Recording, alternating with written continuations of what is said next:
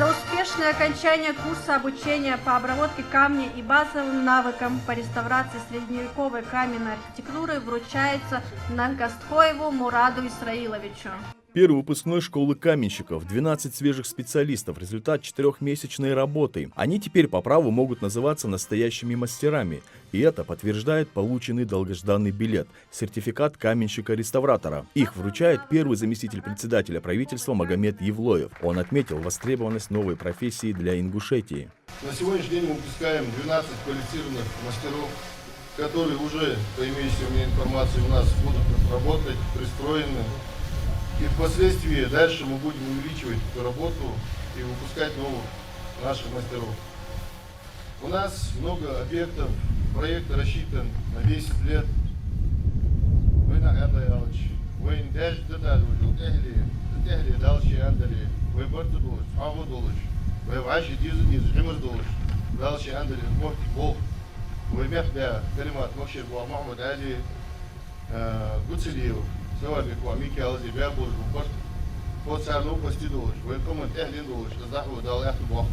Школа каменщиков-реставраторов была создана благодаря договоренности главы Республики Махмуда Али Калиматовой и известного предпринимателя-мецената Микаила Гуцериева. Ее цель – возродить в нашем регионе мастеров каменодельни, которые будут вносить свой вклад в дело сохранения наследия предков. Это еще один проект благотворительного фонда «Сафмар», который помогает восстанавливать разрушающиеся памятники архитектуры в горной части республики. А идея создания школы каменщиков-реставраторов возникла из-за острой нехватки квалифицированных кадров в этой области.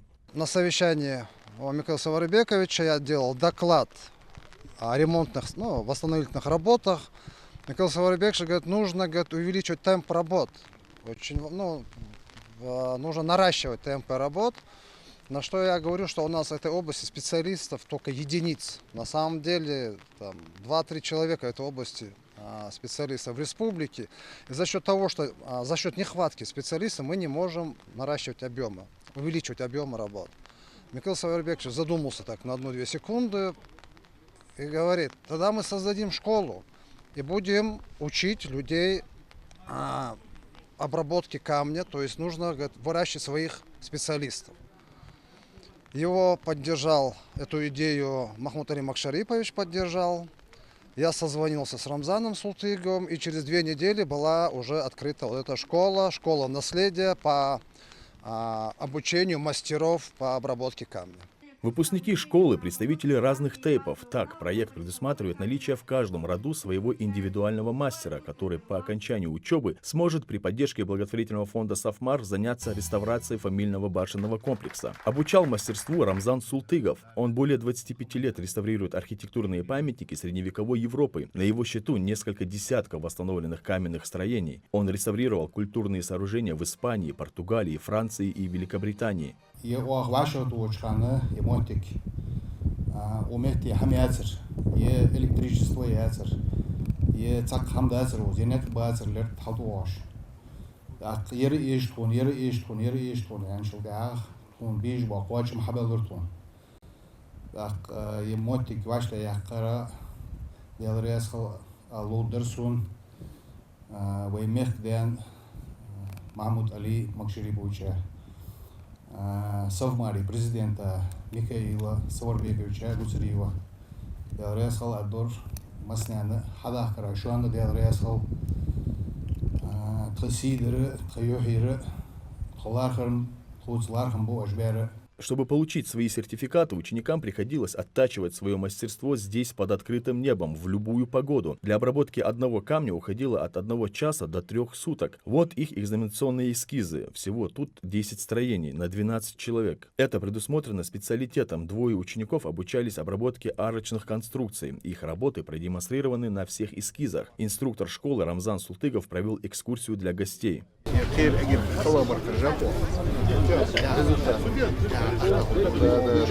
Несмотря на мрачную погоду, в школе каменщиков-реставраторов сегодня праздничная атмосфера.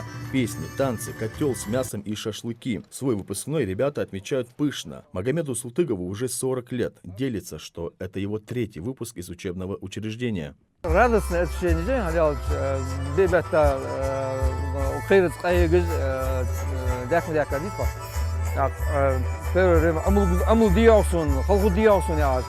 Tas moj menedžer.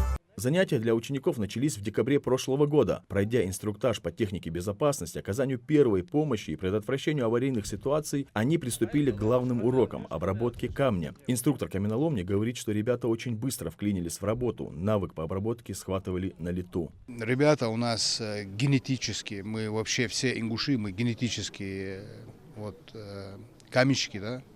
Просто надо было у них в генах разбудить этот спящий этот фактор. И дело пошло.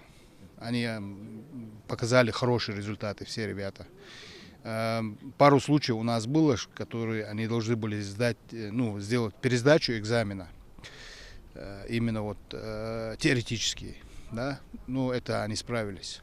Здесь для обучения были созданы все условия, материалы для обработки, инструменты, проживание, питание, и все это абсолютно бесплатно. Помимо этого, ученики получали даже учебную стипендию. О такой возможности многие не могли даже мечтать. Благодаря договоренности главы Ингушетии Махмуда Али Калиматова и основателя фонда «Сафмар» Микаила Гуцериева все это стало возможным. Благотворительный фонд «Сафмар» и «Возрождение» поставили себе цель восстановить полностью все башни в горной части Ингушетии, а их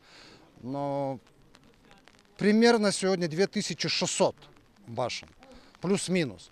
То есть это огромный фронт работы, финансовую часть и финансовую помощь. И все эти работы проводятся за счет, повторюсь, благотворительного фонда «Возрождение» и благотворительного фонда «Сафмар».